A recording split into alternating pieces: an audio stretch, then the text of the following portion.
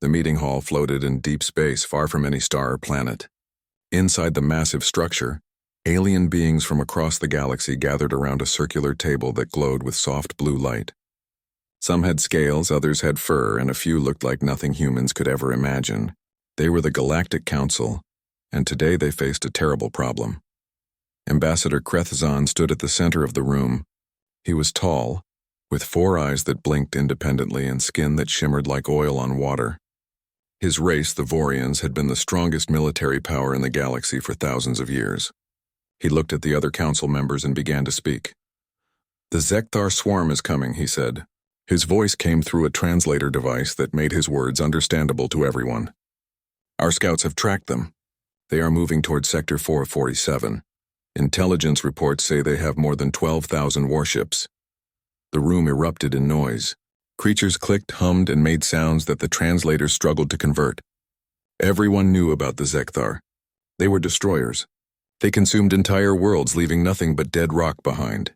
They were controlled by a single hive mind, which made them impossible to negotiate with. They only knew how to destroy and consume. "Where exactly are they headed?" asked Elder Mortuck.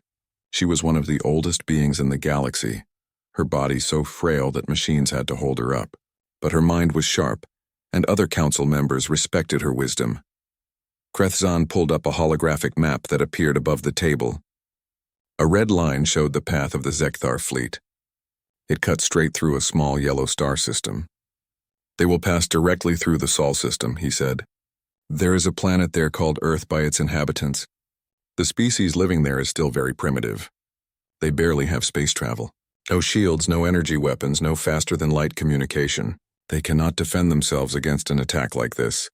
Then we must save them," Mortuck said immediately. "The preservation protocols require us to protect developing species." "That would be impossible," Krethzan replied, and his tone suggested he had already thought about this. "The swarm will reach Earth in 14 cycles. That gives us less than 2 weeks in their time measurement. There are 8 billion individuals on that planet. We do not have the ships or the time to evacuate them all. Besides, our laws forbid direct contact with species that have not yet developed quantum technology." Another council member spoke up. "So you are saying we should just let them die?" "I am saying we should use this situation wisely," Krethzan answered. "The Vorian fleet will meet the Zekthar at Earth. We will defend the planet and destroy the swarm once and for all. The galaxy will see the strength of the Vorian Empire. We will be heroes." What Krethzan did not say out loud was simpler. He expected most of the humans would die anyway. It was sad, but it could not be helped. The important thing was that the Vorian Empire would prove itself as the protector of the galaxy. After this victory, the Council would have to give the Vorians more territory and more power. It was a perfect plan. Elder Mortuck looked troubled, but she said nothing more. Other council members debated for hours. Some wanted to try to evacuate the humans. Others agreed with Krethzan. Finally, they voted. The decision was made. The Vorian fleet would go to Earth and fight the Zekthar there. Far away on the blue and green planet called Earth, Lieutenant Commander Jake Morrison stood on the deck of an aircraft carrier. It was night and the stars were bright and clear. He loved looking at the stars. They made him feel small but also connected to something bigger. He had no idea that in just 2 weeks everything he knew about the universe would change forever. Jake had been in the Navy for 12 years. He had seen combat, trained with the best pilots, and worked his way up through the ranks. But nothing in his training had prepared him for what was coming. Nobody on Earth had any idea that alien civilizations existed. Nobody knew that a war was coming to their doorstep. In a research facility in Puerto Rico, Dr. Lisa Grant stared at her computer screen. She had been awake for almost 30 hours straight. As the director of a deep space monitoring program, she spent her days and nights listening to signals from space. Most of the time, she found nothing interesting. Random radiation, distant stars, the usual background noise of the universe. But 3 days ago, something had changed. She had detected unusual readings. Objects were moving through space at incredible speeds, then slowing down in ways that should not be possible. At first, she thought it was an error in her equipment, but the readings kept coming, stronger and clearer each time. "Lisa, you need to look at this right now," her colleague Peter Hayes called out. He was sitting at another workstation, his face pale. I contacted the European Space Agency and the team in Beijing. They are seeing the same thing we are. There are objects entering our solar system. Hundreds of them, maybe thousands. Lisa rushed over to his station and looked at the data. Her hands started shaking. The objects were massive, some of them bigger than the largest ships humans had ever built. And they were heading straight toward Earth. But that was not the worst part. Behind the first group of objects there was a second group, and the second group was much, much larger. Within hours, every space agency on Earth had confirmed what Lisa and Peter had discovered. Within a day, amateur astronomers with backyard telescopes could see the objects with their own eyes. People started posting pictures and videos online. Governments tried to keep things quiet, but it was impossible. The whole world was watching the sky, waiting to see what would happen. On the third day after the first detection, the leading group of objects stopped moving. They took up positions near the moon, forming a defensive line between Earth and the approaching second group. Then something incredible happened. Every radio, every television, every communication device on Earth received the same signal at the same time. President Helen Crawford sat in a secure room deep under the White House. Military generals, scientists, and world leaders on video screens surrounded her. The message played for the fifth time, and it still made her heart pound with fear. The voice was strange, clearly not human, but the words were in perfect English. Other countries reported hearing the message in their own languages. People of Earth, I am Ambassador Krethzan of the Vorian Empire, speaking on behalf of the Galactic Council. Your world lies in the path of an enemy fleet. We have come to defend you, but you must evacuate your major cities immediately. The Zekthar swarm will arrive in 9 of your days. We will do everything in our power to protect you, but we cannot guarantee your survival. The room exploded with voices. Everyone started talking at once. General Marcus Webb, the chairman of the Joint Chiefs of Staff, hit the table with his fist. This is insane. We cannot move billions of people in 9 days. Where would they even go? President Crawford held up her hand for silence. Her face was calm, but inside she was terrified. She was the leader of one of the most powerful nations on Earth, but she had just learned that Earth itself was weak and helpless compared to what was out there. We do not have time to panic, she said. Get me every world leader on a secure channel. Start emergency evacuations of coastal cities. And get me our best military people if there is going to be a battle over our planet. I want to know if there is anything we can do to help.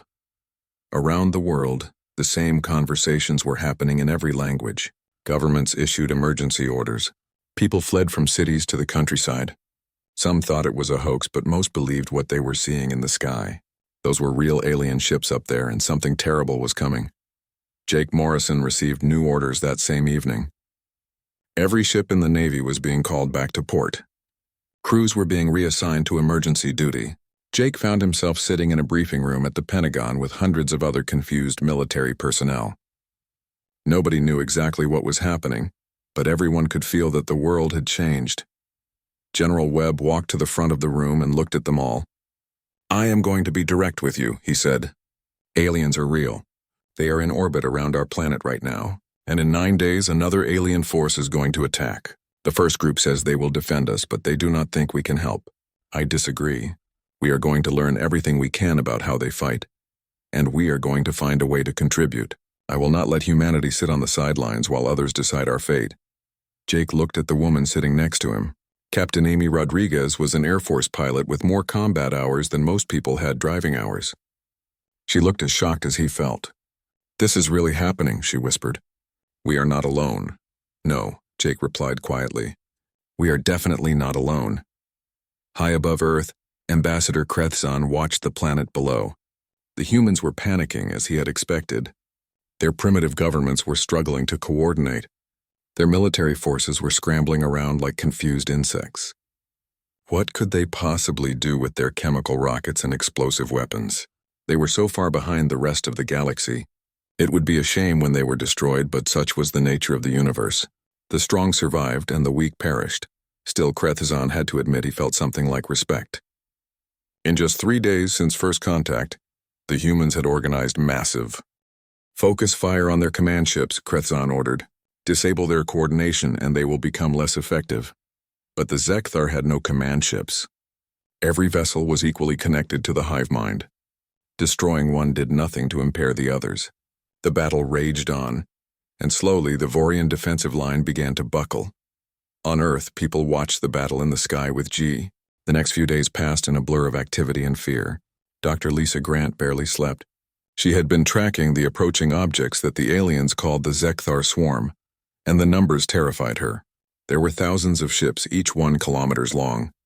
They moved in perfect formation like a school of fish or a flock of birds. The precision was unnatural, which made sense once she learned they were controlled by a single hive mind. The Vorian ships near the moon had started communicating more openly with Earth. They sent technical data about the enemy, information about their weapons, and tactical assessments of the coming battle. Lisa and her team worked around the clock to translate and understand this information. Most of it was far beyond human science, but they absorbed what they could. The Zekthar use biometal hulls, Peter Hayes explained to a room full of military officers and scientists. Their ships are partially alive. They can repair damage quickly and adapt to different weapons. The Vorians say conventional explosives will barely scratch them. Their shields operate on frequencies we did not even know existed until 3 days ago. General Webb leaned forward in his chair. So what you are telling me is that our weapons are useless. I am telling you that our weapons were not designed for this kind of battle, Lisa corrected him. But that does not mean we cannot adapt. The Vorians have given us their shield frequencies and weapon signatures. If we can modify our targeting systems, if we can find weak points, maybe we can contribute something. We have 6 days left, Webb said. What can we realistically accomplish in 6 days? Lisa looked at him steadily. I do not know. But I know we have to try. Around the world, similar conversations were happening. Military forces from every nation were sharing information for the first time in history. Old enemies became allies overnight. Chinese scientists worked with American engineers. Russian military strategists coordinated with European defense systems. Everyone understood that national differences meant nothing anymore. Either humanity survived together or it died together. Jake Morrison found himself in a strange new role. The Navy had assigned him to a liaison team working directly with the Vorian forces. He spent his days in a specially constructed facility where humans and aliens tried to communicate despite the vast differences between them. The Vorians were patient but clearly thought the humans were wasting time. What could primitives contribute to a battle between star-faring civilizations? Your fastest aircraft cannot even leave your atmosphere effectively, one Vorian officer told Jake through a translator. Your weapons use chemical reactions. You still burn fuel to create thrust. How can you expect to fight enemies that travel between stars? Jake felt frustrated but kept his voice calm. You are right that our technology is behind yours.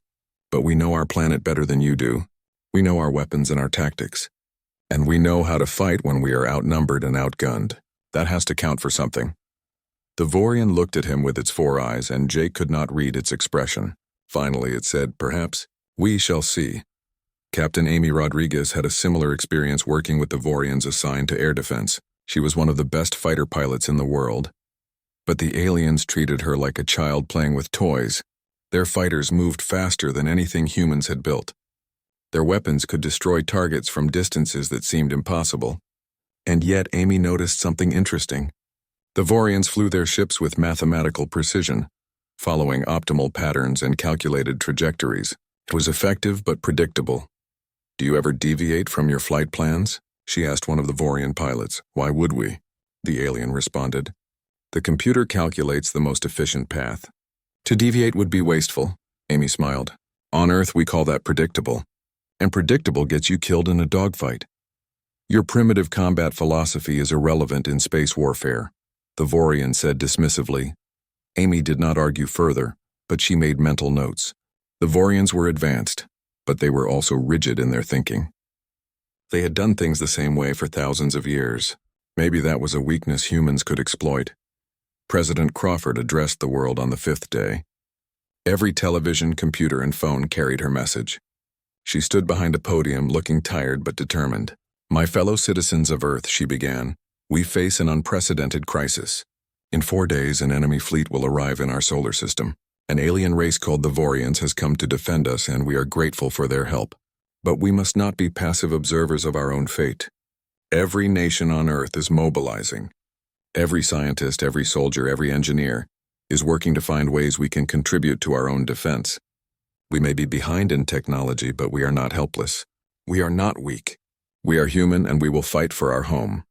The speech helped calm some of the panic. People around the world responded by volunteering, by donating resources, by doing whatever they could to help. It was not enough to change the military situation, but it showed that humanity had not given up hope. On the 7th day, the Vorian fleet moved into battle formation. 300 warships arranged themselves between Earth and the approaching swarm. Each ship was a marvel of engineering, with shields that could absorb incredible damage and weapons that could tear apart asteroids. Ambassador Krethzon commanded from the flagship, confident in his tactical superiority. The Vorians had been fighting the Zekthar for 3,000 years. They knew every tactic the enemy used.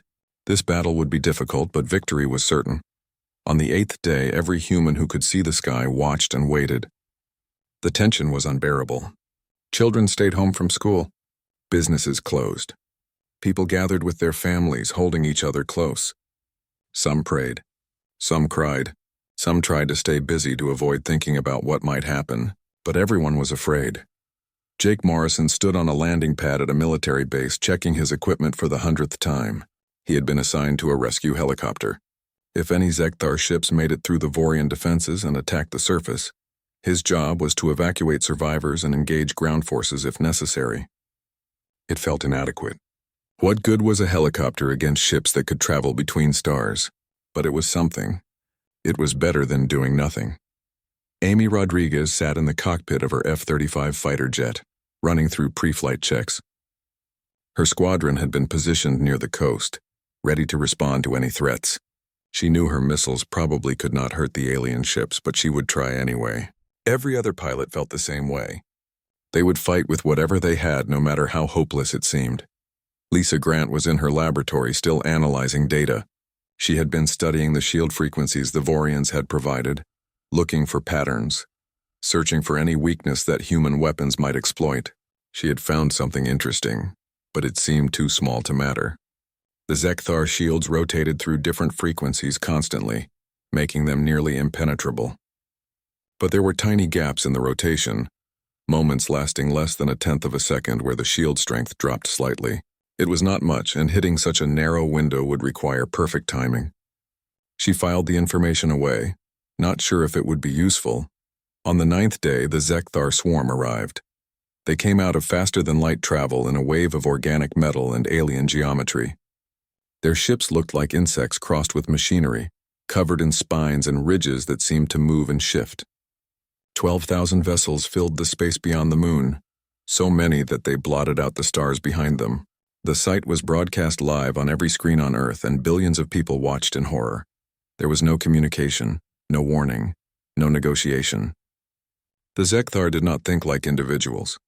They were extensions of a single massive intelligence that knew only consumption and expansion.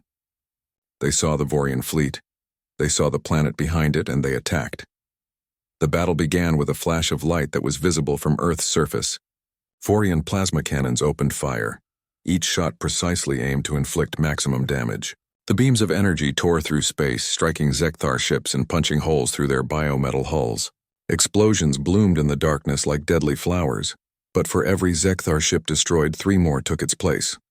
They responded with their own weapons, firing beams of concentrated bioenergy that tested the Vorian shields. The Zekthar fought with no regard for their own survival. Ships that were damaged simply accelerated forward, trying to ram the Vorian vessels. The hive mind calculated that trading 10 Zekthar ships for 1 Vorian ship was an acceptable exchange. Krethzon watched the battle unfold from his command center. The tactical displays showed red enemy markers swarming around blue friendly markers. The Vorians were holding their formation, fighting with the skill earned over millennia of warfare, but the numbers were worse than intelligence had predicted. The swarm was larger and more aggressive than any previous encounter. The forest in Montana erupted with gunfire and explosions. Jake Morrison kept his helicopter steady while his gunner poured rounds into the advancing Zekthar creatures. Each monster stood about 3 meters tall, with multiple legs that moved in disturbing coordination. Their bodies seemed to be covered in both chitin armor and metallic plating. When bullets hit them, some rounds bounced off, but enough penetrated to cause damage. They are tough, but not indestructible, Jake reported over the radio. Keep hitting them with everything you have. Amy Rodriguez's fighter squadron arrived moments later, streaking overhead and launching missiles into the thickest concentrations of creatures. The explosions threw Zekthar bodies through the air, but more kept coming from the landed ship. It was like fighting an endless tide. We need to destroy that ship, Amy called out. As long as it is functional, it will keep producing more of these things. She banked her fighter around and lined up a shot on the Zekthar vessel. It sat in a clearing, its organic-looking hull pulsing with internal light. She launched 2 missiles and watched them streak toward the target. The first missile hit the ship's shield and exploded harmlessly. The second missile also failed to penetrate. Shields are still active, she reported. Conventional weapons are not getting through. Jake swung his helicopter around to get a better view of the battlefield. Human forces were holding their own against the ground creatures, but they could not stop the source. More Zekthar were being birthed from the ship every minute. At this rate, they would eventually be overwhelmed. Then Lisa Grant's voice crackled over a priority channel that reached all combat units. All forces, this is Dr. Grant at command.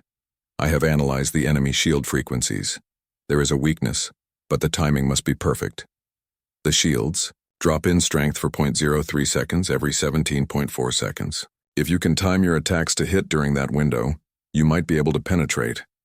Amy processed this information quickly. Less than 1/10 of a second, repeating every 17 seconds. It would require incredibly precise timing. But her fighter's computer could handle that if she programmed it correctly. Copy that, Dr. Grant. I'm going to give it a try. She flew in a wide circle, watching her instruments. Her targeting computer began tracking the shield fluctuations based on the frequency data Lisa had provided. A countdown appeared on her display.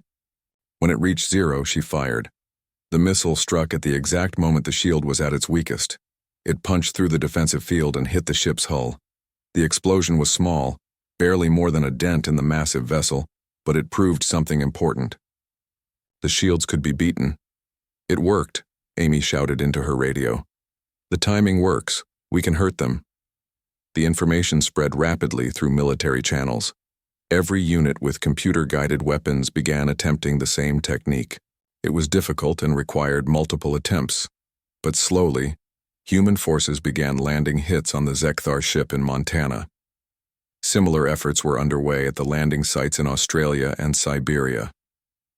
High above, in orbit, the main battle continued to rage. Ambassador Kraithzon watched his fleet being slowly ground down by the overwhelming numbers of the swarm. The Vorians had destroyed nearly 4,000 enemy ships, but they had lost over 100 of their own vessels. The mathematics was brutal. At this rate, the Vorian fleet would be eliminated before the swarm was. Should we call for reinforcements from the Council? His tactical officer asked. Kraithzon hesitated. Calling for help would mean admitting failure. It would mean acknowledging that the Vorian Empire could not handle this threat alone. His pride resisted, but he was also a realist. If they did not get help soon, Earth would fall and the Vorians would be blamed for the failure. Prepare the distress signal, he finally said.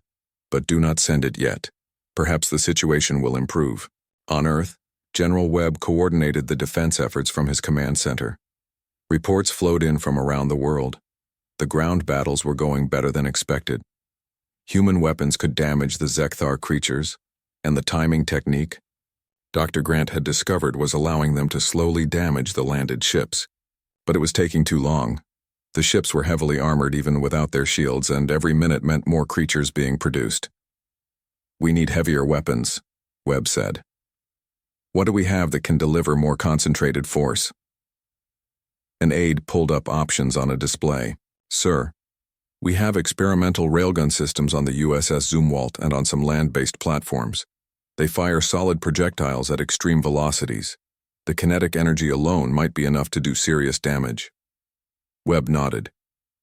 Get them online and coordinated with Dr. Grant's timing data. If we can punch a hole in those ships, maybe we can disable them permanently. Lisa Grant received the new orders and immediately began working with the Navy's weapons teams. Railguns operated on a completely different principle than conventional artillery.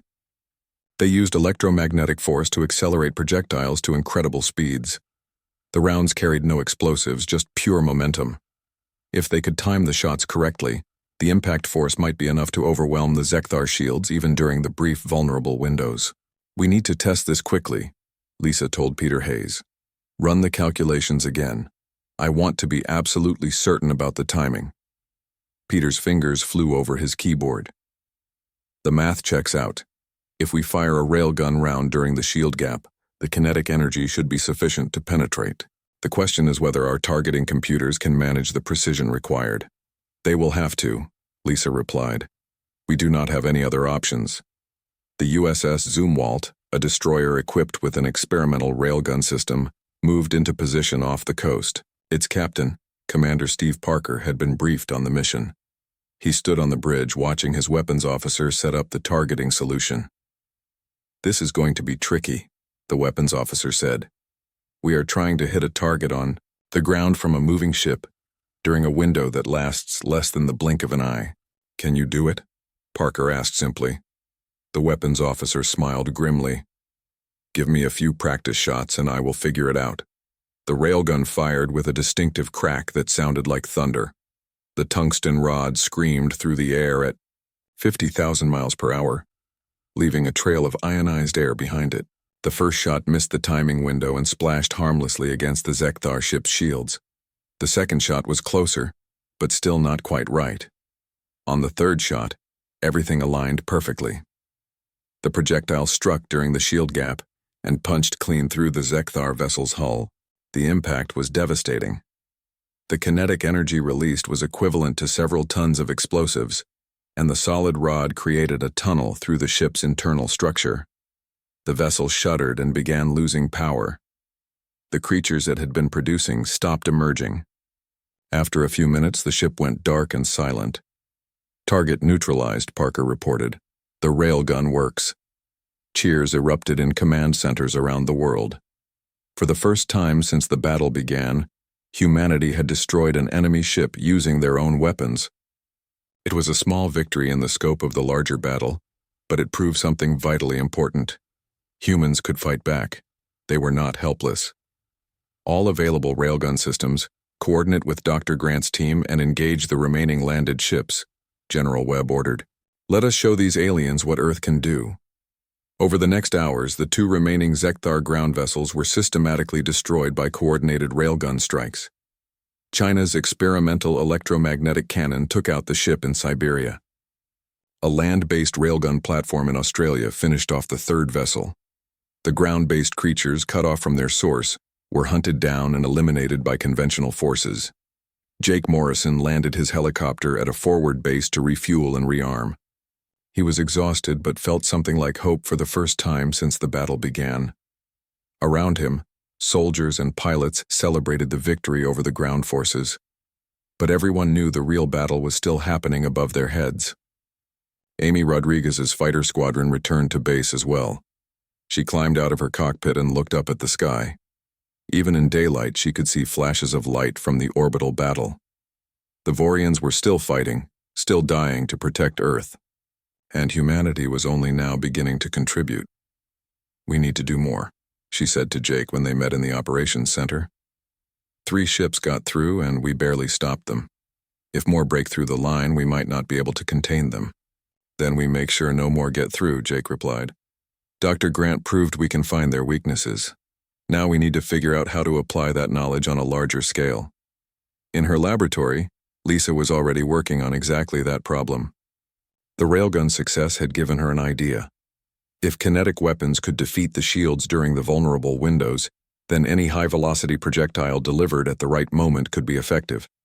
It did not have to be advanced alien technology. Humanity's primitive weapons could work if applied with precision and timing. She pulled up data on every weapon system Earth possessed: missiles, artillery, rockets, even small arms fire. If they could coordinate all of it, time every shot to hit during the shield gaps, they might be able to contribute to the orbital battle.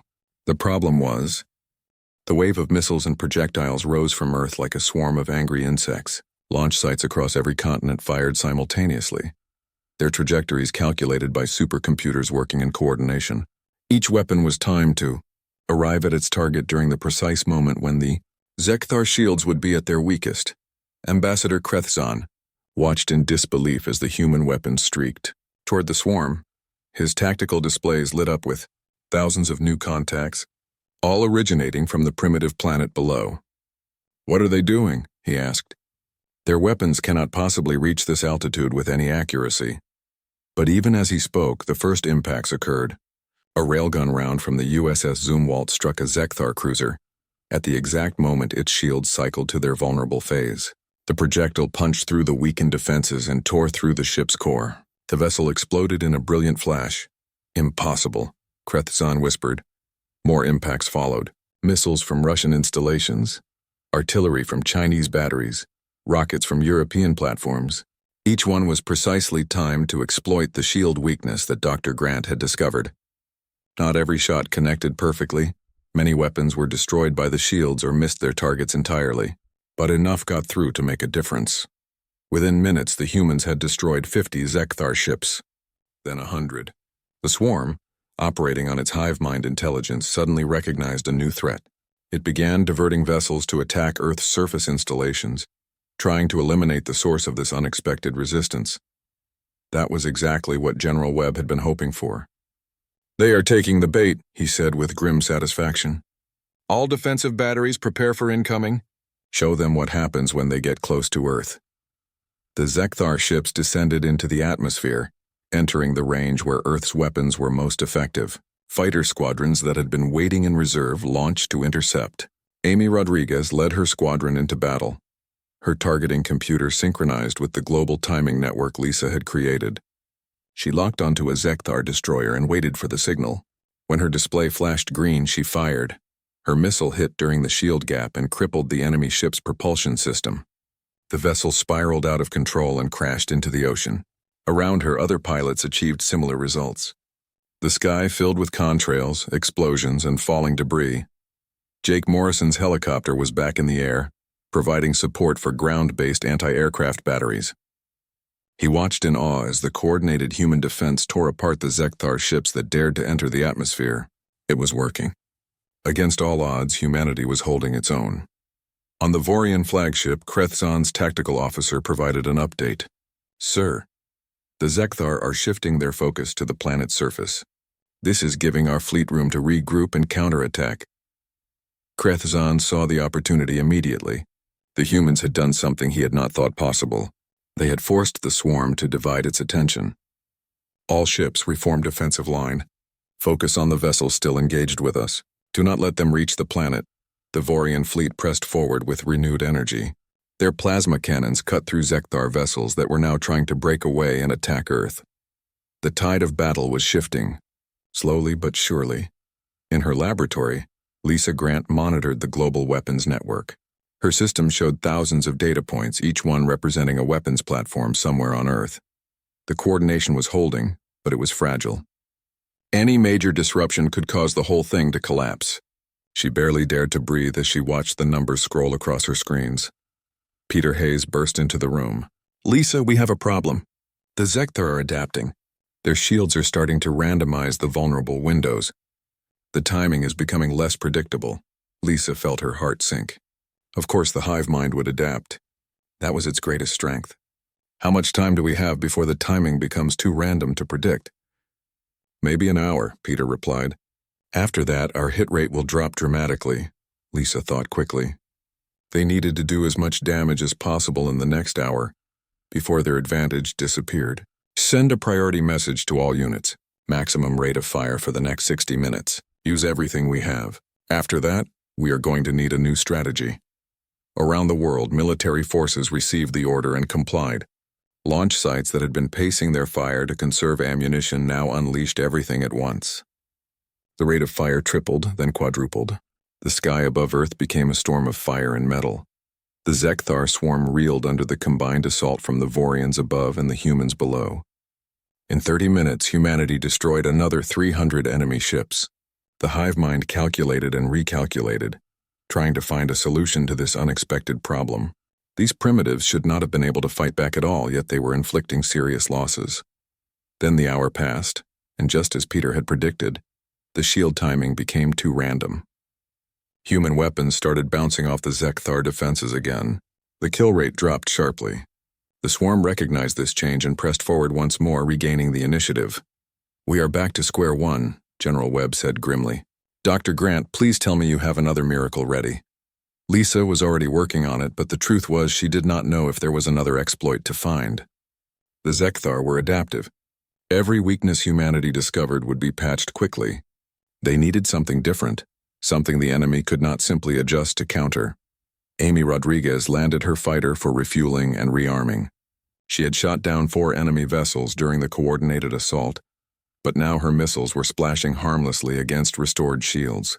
As ground crew swarmed over her aircraft, she stood on the tarmac and tried to think. There had to be something they were missing. She thought about her conversation with the Vorian pilot days earlier. The one who flew with perfect mathematical precision, the one who could not understand why anyone would deviate from the optimal path. The Vorians had been fighting the Zekthar for 3,000 years using the same tactics, the same strategies. Maybe that was the problem. Maybe both sides were too predictable. Amy grabbed her radio and called back to command. "This is Captain Rodriguez. I need to speak with Dr. Grant immediately." When Lisa came on the line, Amy explained her idea. "The Vorians fight like machines. Efficient, precise, predictable. The Zekthar fight like a hive.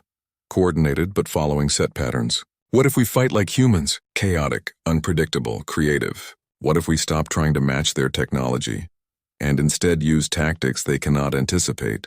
Lisa understood immediately. "You want to use strategy instead of technology. Psychological warfare against a hive mind." "Exactly," Amy replied. "The Zekthar make decisions based on calculations and patterns. What if we do things that make no mathematical sense? What if we sacrifice pawns to take queens? What if we fight in ways that look stupid but actually achieve strategic goals?" Lisa brought the idea to General Webb, who brought it to Ambassador Krethzon. The Vorian was skeptical. "Inefficient tactics will only result in unnecessary losses," he argued. "Maybe," Webb replied. "Or maybe it will confuse an enemy that thinks entirely in terms of efficiency. Do you have a better idea? Because from where I am standing, we are still losing this battle." Krethzon had to admit the human was correct. The Vorian fleet was down to less than 200 ships. The Zekthar still numbered in the thousands. Something had to change. "What do you propose?" "Let us coordinate a joint operation," Webb said. "Your ships fight with precision. Our forces will fight with chaos. We will create situations the swarm cannot predict or properly respond to. It might not work, but it is better than slowly dying while following the old playbook." Krethzon considered this. It went against everything the Vorians had learned about warfare over millennia. But these humans had already proven they could think differently. Perhaps that was exactly what this situation required. "Very well. Transmit your tactical plans. We will coordinate." Over the next hours, a new strategy was implemented. Vorian ships would engage the swarm using their traditional tactics, creating a predictable threat that the hive mind would respond to in expected ways. Meanwhile, human forces would attack from unexpected angles, using weapons and methods that made no tactical sense but achieved strategic disruption. Small groups of fighters would rush directly at Zekthar capital ships, forcing them to divert defensive resources. Missiles would be fired at targets they could not possibly damage, but the trajectories would force enemy vessels to adjust their positions. Ground-based weapons would fire at maximum range with no hope of hitting anything. But the sheer volume of fire created psychological pressure even on a hive mind. It should not have worked. By all logical analysis, it was wasteful and inefficient. But the Zekthar hive mind struggled to respond. Its calculations assumed rational behavior from enemies. When faced with seemingly irrational actions, it had to devote processing power to analyzing threats that turned out to be distractions. Real threats slipped through while the swarm tried to understand why humans were doing things that made no sense. Jake Morrison flew his helicopter on what he knew was essentially a suicide mission. His orders were to draw fire from a Zekthar cruiser by attacking it with guns that could know. The battle raged for 3 more days. The Zekthar swarm, despite its confusion, was still a massive force with thousands of ships, but the combined efforts of the Vorian fleet and human forces continued to chip away at their numbers. Every hour brought new casualties on both sides, but the tide had clearly turned. On the 4th day of fighting, something unprecedented happened. The Zekthar began to withdraw. Their remaining vessels, numbering just under 2,000, pulled back from Earth's orbital space and regrouped beyond the moon. For several hours, they simply held position, neither attacking nor retreating further. General Webb watched the enemy formation on his displays with suspicion. What are they doing? Is this some kind of trick? Lisa Grant studied the patterns carefully. I think they are calculating. The hive mind is trying to determine if continuing the attack is worth the losses. They have never faced coordinated resistance like this before. They do not know how to process it. Ambassador Krethazon contacted Earth Command directly. His image appeared on screens in the Pentagon War Room. President Crawford, General Webb, the swarm appears to be reconsidering its attack. This is unprecedented in 3,000 years of conflict with them. I believe your forces have accomplished something remarkable. So what happens now? Crawford asked. Do they leave or do they resume the attack? The hive mind operates on efficiency calculations, Krethazon explained. If the cost of consuming Earth exceeds the value gained, they will seek easier targets elsewhere. Based on their current behavior, I believe we have reached that threshold. For the next 12 hours, the Zekthar fleet remained in position while both Vorian and human forces maintained defensive readiness. Nobody dared to relax or celebrate. The enemy could resume the attack at any moment. But slowly, the tension began to ease as the swarm made no aggressive moves. Then, on the morning of the 5th day after the battle began, the Zekthar fleet activated their faster-than-light drives and departed the Sol system. They were gone, leaving behind only debris fields and the memories of the longest battle in human history. For several minutes, nobody in any command center spoke. They simply stared at their screens, unable to believe it was truly over. Then someone started clapping, and within seconds, everyone was cheering. Earth had survived. Humanity had fought its first interstellar war and won. Jake Morrison landed his helicopter for the last time and just sat in the cockpit for a while, too exhausted to move. He had flown 47 combat missions in 5 days. He had seen friends die, watched alien ships explode, and come within seconds of death more times than he could count. Now it was over, and he did not know how to feel. Amy Rodriguez found him there an hour later. She looked as tired as he felt. We did it, she said simply. We actually did it. Yeah, Jake replied, though I am still not sure how. The world slowly began to process what had happened. Casualty reports came in from the ground battles. 17,000 military personnel had died, along with another 30,000 civilians caught in the fighting. Cities had been damaged. Infrastructure had been destroyed. The cost was high, but it could have been so much worse. President Crawford addressed the world again, this time with tears in her eyes. Today, humanity learned that we are not alone in the universe. We learned that there are dangers out there beyond anything we imagined. But we also learned something else. We learned that we can face those dangers. We can adapt, we can fight, and we can survive. Every person who contributed to our defense, from scientists to soldiers to ordinary citizens who refused to panic, you are all heroes. We owe our continued existence to your courage and determination. The Galactic Council reconvened 7 days after the battle ended. This time, President Crawford was invited to attend. She stood in a special chamber designed for beings who could not survive in the Council's normal environment. Her image projected to the assembled aliens. Elder Mortuck spoke first. President Crawford, on behalf of the Council, I extend our congratulations on your survival. What happened at Earth was extraordinary. Ambassador Krethazon rose to address the Council. He looked different now, his posture less arrogant and more thoughtful. Honored members, I must make a confession. When I first proposed defending Earth, I did not expect the humans to survive. I believed they would be destroyed, and the Vorian fleet would claim credit for trying to protect them. I underestimated them severely.